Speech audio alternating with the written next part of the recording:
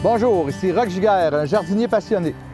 Bienvenue à cette capsule de passionjardin.tv. Alors aujourd'hui, nous allons parler de compostage. À l'heure où les fertilisants de synthèse se font faire une chaude lutte, bien c'est le temps de penser à ce qu'on appellerait la culture plus biologique, plus naturelle, peu importe le mot.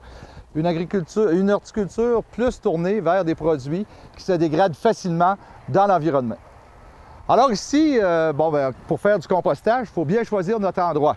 Alors vous voyez, j'ai choisi un endroit qui convient parfaitement pour le compostage. Alors, premièrement, en arrière de moi, vous voyez la haie de cèdre, la haie de tuya, qui va protéger des vents froids. Parce que vous savez, tantôt on va voir que notre compost doit atteindre une certaine chaleur pour bien se décomposer. Ensuite, l'endroit ici est ombragé, alors je suis sous un pin. Bien entendu, on peut faire deux sortes de compost. On peut faire le compost dans un immense tas, c'est-à-dire de déposer nos matières organiques qui vont se décomposer dans un immense tas. Alors, ça nous prend au moins 1 mètre par 1 mètre pour avoir assez de chaleur pour décomposer ces matières-là. Ou on peut le faire dans un composteur domestique. Autrement dit, on va imiter la nature ici, comme fait ce pin ici. Alors, à chaque année, ces aiguilles descendent, pourrissent sur le sol et le sol se refait à chaque année, comme on peut voir en érablière. Comme dans nos jardins, dans nos plates-bandes, le même principe ne peut pas se faire, bien c'est là où on doit faire du compost nous autres mêmes pour le mettre dans nos plates-bandes. Alors quand je vais installer mon tas de compost ou mon composteur domestique, alors je donne un petit coup pour aérer la terre. Bien important de poser le composteur ou notre tas de compost sur le sol pour que les bactéries et les champignons viennent du sol et viennent travailler nos matières pour les aider à se décomposer. Alors voici, j'ai un peu amoindri. Je fais une petite butte alors pour permettre l'aération dans le bas. Alors, de branchage.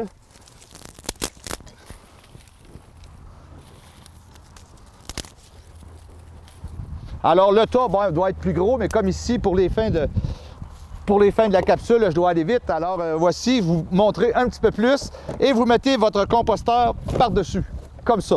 Alors on voit, on l'attache et vous voyez déjà, on est prêt à mettre les éléments. Alors quel élément on peut mettre dans un composteur? Pas la viande.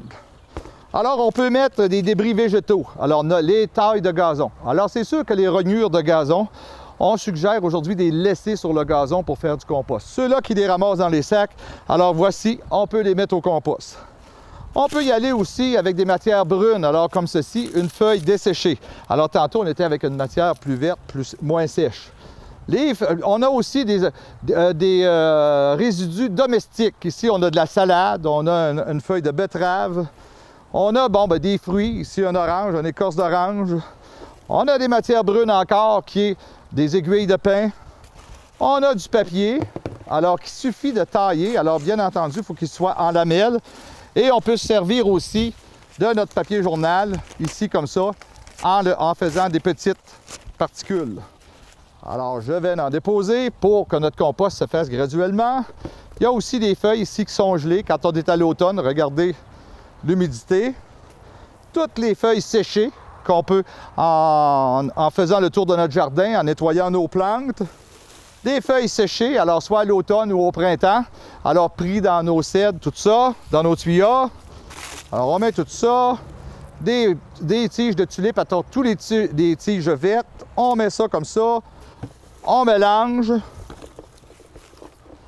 Alors bien entendu, ça fait beaucoup de produits, mais il y a des excellents livres là-dessus qui vous disent quels produits on peut mettre, quels qui sont humides, quels qui sont secs. Alors on le monte graduellement. Et bien entendu, comme je vous disais tantôt, c'est toujours la chaleur qui va aider à la décomposition. Alors quelquefois, il y a une odeur désagréable. Alors s'il y a une odeur désagréable dans votre compost, c'est que justement, il manque probablement d'aération. Ici, j'ai un aérateur, alors qu'on plonge. Alors vous voyez, quand je travaille, on le plonge comme ça. On brasse notre compost pour permettre l'aération de chaque bord. On voit aussi que dans le bas de notre composteur domestique, il y a toutes sortes de trous d'aération pour permettre à l'air de circuler, parce que ça prend beaucoup d'air.